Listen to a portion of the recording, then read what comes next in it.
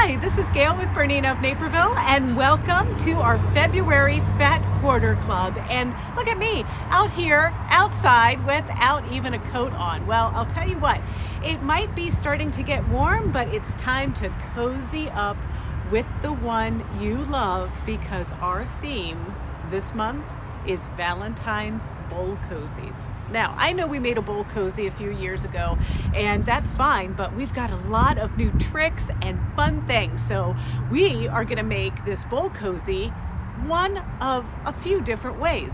And there's a lot to do and little time to do it in. So let's go ahead and get started. And we're gonna start by going through the instructions that I've prepped for you that are in the description of this video.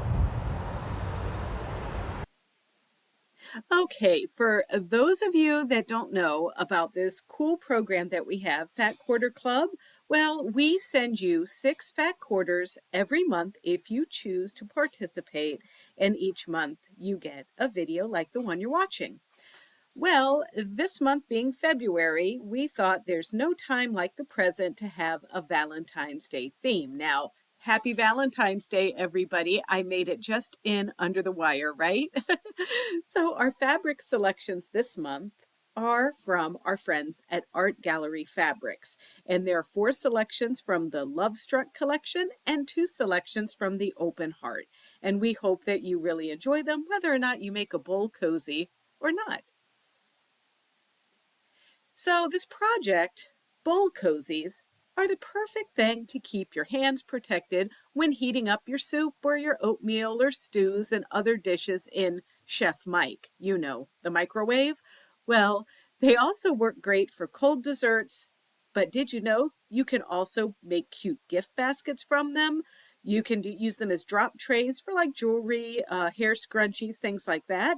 But you know what? I find putting popcorn and candy in them works just as well. So there are some bowl cozy specific supplies. We're going to cover several tools to make a bowl cozy really fun for you. The Gypsy Quilter has large, small, or dinner plate pre-cut bowl cozy batting. We're going to use some of that today.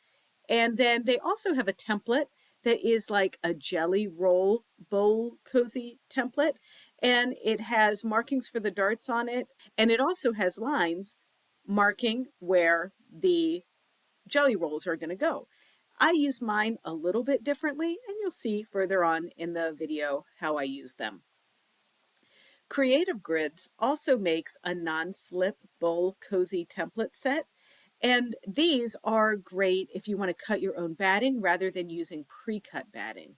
You can also cut your fabric from these, and they have a great video on their YouTube channel that will show you how to use their product.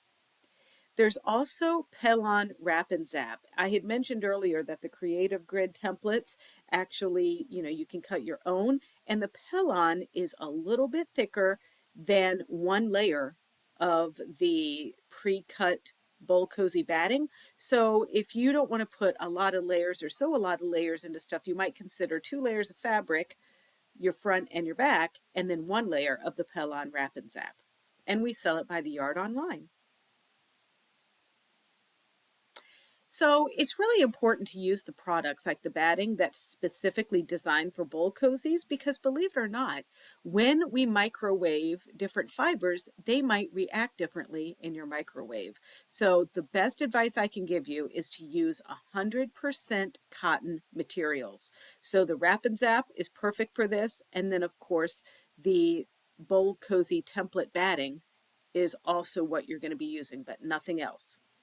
So in addition to those items, our fat quarters in this month's kit are 100% cotton, and your thread that you use needs to be 100% cotton. Now I'm going to be doing some embroidery, I'm going to be doing some regular machine quilting, and I'm going to do some quilting using my L890 serger. So all of the threads I'm using in those applications are 100% cotton. And then with such a thing, I am doing a 75 quilting needle. And we have about 4 options that we're going to go through and how you can make your bowl cozy. And you might need different sewing machine setups for different things. So for the sewing machine, with the following attachments, Option 1, we're using a walking foot, and I'm using the CAFE 475 machine. Now that Bernina does not have dual feeds, so that's why I'm using the walking foot. I'm also going to be using that with the left and right seam guides to do some channel quilting. I'm also going to be doing embroidery in the module with a quilting design. Now, the embroidery in the module has been done with thinner thread. That's going to be our Metler 60 weight thread in the top and bottom. And I'm just picking a motif that was right on my machine and stitching that out. Option 3 is jelly roll inspired. I'm going to show you how to use that jelly roll template. And then finally, just a quick little snippet really to show you how I quilted one of them with my serger. So for sewing them together, you're going to need patchwork foot. 37D or 97D are perfect if you have a Bernina with dual feed. Otherwise, you're going to use your regular walking foot to sew them together. And then, of course, if you choose embroidery, you're going to need a hoop, and I use the medium square clamp hoop. You're also going to grab a water-soluble marking pen, water-soluble stabilizer if you're embroidering or quilting embroidering your thing, and a rotary cutter mat and ruler, fabric clips or straight pins, and you know what? I probably will grab other things that I didn't realize I needed when we get down to business here. So let's start with our first option, which is the walking foot option. And we're going to start before we go over to the machine by simply trimming some of the excess of our fat quarters to fit whichever batting pre-cut piece that you want. For the first one, I'm using the large size. So I'm putting the non-fluffy or the punch side down onto the wrong side of my fabric here, but to quilt, I'm going to be turning this over. And just to keep things simple, I'm going to use the lines in this fabric as my quilting direction, but for other works, I probably will do a crosshatch design. So we're going to need 2 pieces for this, and just like I did the other piece, I'm going to lay this other piece down on the wrong side of my fabric, and then I'm going to just use my rotary cutter to cut close to that batting, but not on the batting. And I can reserve these pieces that I'm cutting right now for the piece that we're going to use with our jelly roll template.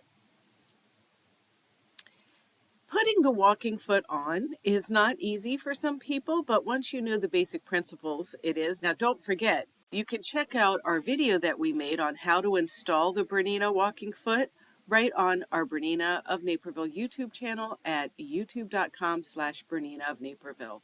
I'm going to be using a guide set at about 1¼ inches from the center needle position.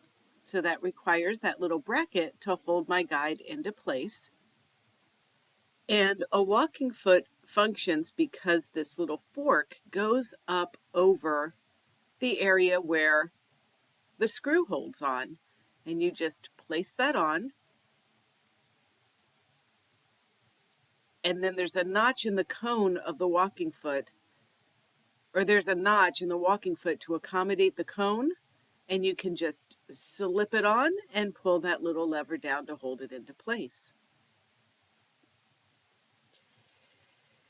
So once my guide is slid into place at the proper position, I'm just going to keep my line straight using those little rows of hearts. And we don't have to over quilt this. I mean, if you're a beginner, you just need, honestly, to just make an X.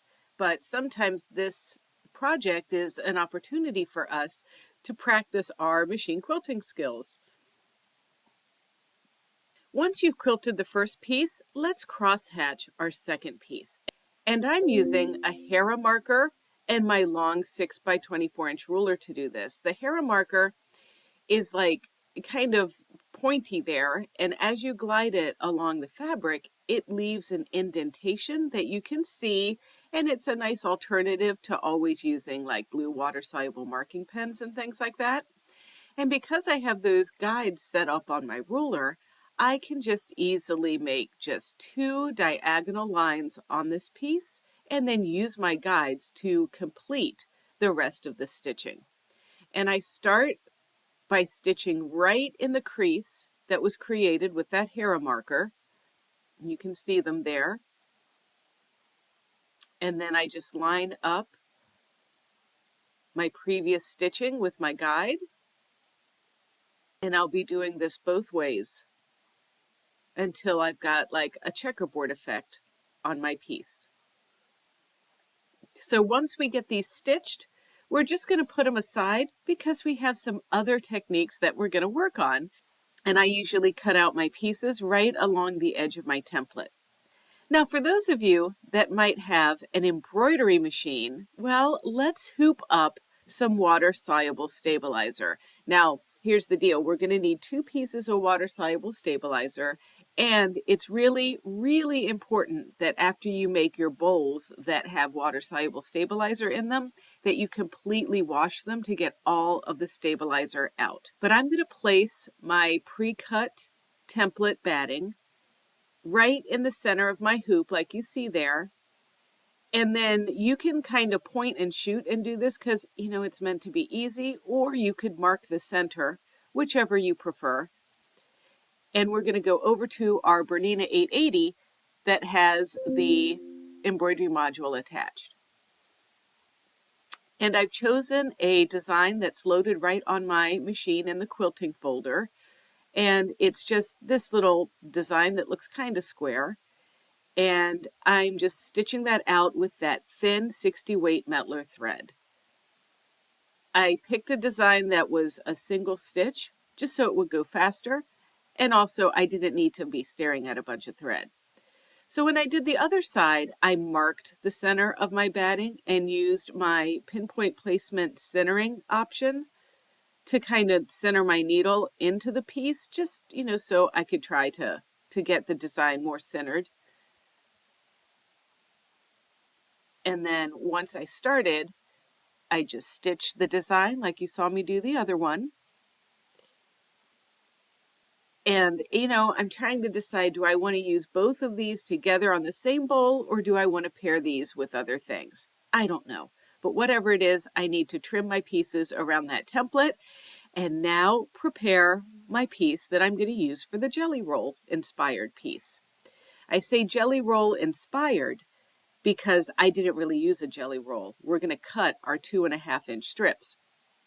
Now, this ruler is intended for you to have sewn your 2.5-inch strips together beforehand, but I'm actually using it as a template. I'm going to cut my batting, and I'm going to use those lines on this template as a visual for how I'm going to place my 2.5-inch strips. And instead of quilting this, you could just stitch and flip your 2.5-inch strips onto your foundation piece, and that would suffice as the quilting. So when you put your 2.5 strips on, just work from the bottom up, and your strips are going to equal being wider than this actual template, but don't forget you have like some seam allowances to account for there. So we're going to hop on over to the machine. I have my number 97D foot on my Bernina 880 Plus, and you can see there I'm stitching and flipping those 2 pieces that I lined up by my cutting table. And then I sew off the edge a little bit, and then I'm just going to use my fingers to press this piece over, and then I'm going to add my next piece into place.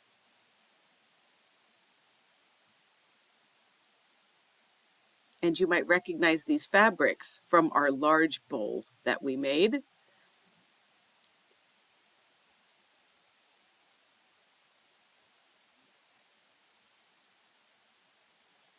So this one is a great way to use up your scraps. Now I wanted to add a little bit of flair to mine, so I looked through some of my multi-direction stitches, which can be perfect for quilting in straight lines. And I found the first stitch that I want to use, which is 812, and I've put on my number 40C foot, which is the foot that you use for multi-direction sewing. And I'm just going to simply start in the middle of these strips and stitch down. And like these multi-direction stitches are sort of like holding your mouth right? But the main goal is to keep the seam or the edge of the fabric parallel to the presser foot while you're stitching. And for those of you that aren't really good with free motion, this could be a great alternative for you. Plus, it gives you an opportunity to try out these fancy things that you bought your machine for, right? So after I completed that one, I wanted to look for a new stitch, and I found stitch number 1062, these little wishbones that I thought would work great. This one was a little bit harder to manage, so you just keep those same principles, lining up the straight line along and keeping it parallel to the edge of the foot, and just letting the fabric move through the machine on its own. Once you complete your stitching, you're going to cut out your template, and you'll notice that my darts are missing, but don't worry, we're going to use our template and we're going to mark those darts, and then we're going to cut those triangles out. Now, I bet you never considered quilting a fabric bowl with cover stitch. Well, it's pretty fun and it's pretty easy. So you're going to thread up your serger that has the cover stitching ability with cotton thread in the top, and I'm using a heavy weight 12 weight thread in the bottom, and I'm going to work upside down. And what I'm going to do is this 2-thread chain stitch that I've set my machine up for, and I'm using a short clear foot so I can do some gentle curved piecing, or curved quilting rather. Luckily, my machine has needle down, and I can just lift and pivot and just quilt this as densely or as sparse as you want. My goal was just kind of to hold this batting pre-cut template into place on my fabric. And I did this on 2 pieces.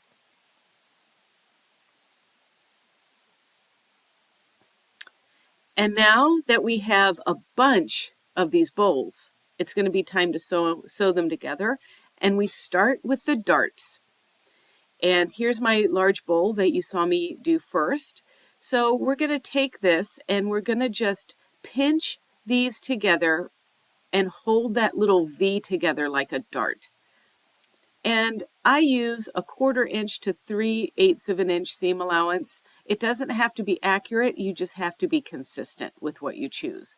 And if you notice, I'm back tacking these seams because we don't want them to open up when we turn our work. Once you do one, you'll see that it's kind of making this little bowl shape like that. And this one would be for a big serving bowl or something like that. And now we're going to do the same with this other piece. For the final construction, we're going to need to try to press your darts open. And when we stitch these together, we're going to leave an opening for turning. But once again, you're going to be using anywhere between a 1/4 inch and 3/8 of an inch seam allowance. And you also, once you stitch, will need to clip your corners, but we'll get to that in just a minute. Right now, it's important to line up your darts with each other, and we're putting our bowls right sides together. And some people will like to use fabric clips, other people will want to use straight pins, and some of you might even want to use like a green straight pin to show you where to start, and a red straight pin to show you where to stop, just so you don't forget to leave that opening for turning your bowl inside out. So here we are back at our machine, and this is just a little bit larger than a 1/4 inch seam allowance that I'm using with this walking foot. But I'm just going to go all the way around, removing the pins before I get to them. And I'm trying to make sure that my pressed open darts don't wiggle around and flop around. You know what I'm talking about.